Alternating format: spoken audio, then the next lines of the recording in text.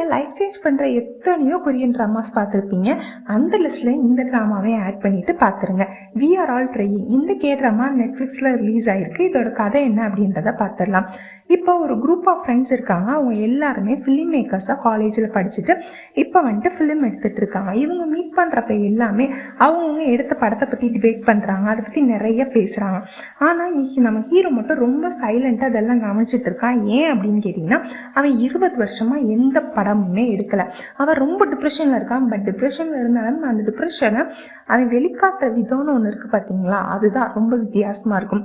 ரொம்ப பேசுவான், நிறையா சாப்பிடுவான், நிறையா சிரிப்பான். இந்த மாதிரி தான் அவனோட டிப்ரெஷனை அவன் வெளிப்படுத்திட்டு இருக்கான். இதே மாதிரி தான் நம்ம ஹீரோயின் இந்த சைடு காமிக்கிறாங்க. நம்ம ஹீரோயின் ஒரு ஃபிலிம் மேக்கராக இருக்காங்க. அவங்களோட டிப்ரெஷனை வெளிக்காட்டுற விதம் அப்படின்னு பார்த்தீங்கன்னா ரொம்ப சைலண்ட்டாக இருக்குது, அமைதியாக இருக்குது, அந்த மாதிரி வெளிப்படுத்துகிறாங்க. நம்ம ஹீரோயின் ஏன் டிப்ரெஷனில் இருக்காங்க அப்படின்றத இன்னும் ரிவீல் பண்ணல. அது போக போக தான் ரிவீல் பண்ணுவாங்க. இப்போ இவங்க 2 பேரும் மீட் பண்ணுறப்போ இவங்களுக்குள்ளே என்ன நடக்குது, நம்ம ஹீரோவும் ஹீரோயினும் கையில் போட்டிருக்க அந்த எமோஷ்னல் வாட்ச் எதுக்கு அப்படின்ற மாதிரி நிறைய சீக்ரெட்ஸாக போக போக இந்த சீரீஸில் ரிவீல் பண்ண போகிறாங்க. இந்த சீரீஸ் தமிழ் டபுள் அவைலபிளாக இல்லை, நெட்ஃப்ளிக்ஸில் கொரியன் லாங்குவேஜில் இங்கிலீஷ் சப்டைட்டில்ஸோடு அவைலபிளாக இருக்குது. மறக்காமல் செக் அவுட் பண்ணி பார்த்துருங்க.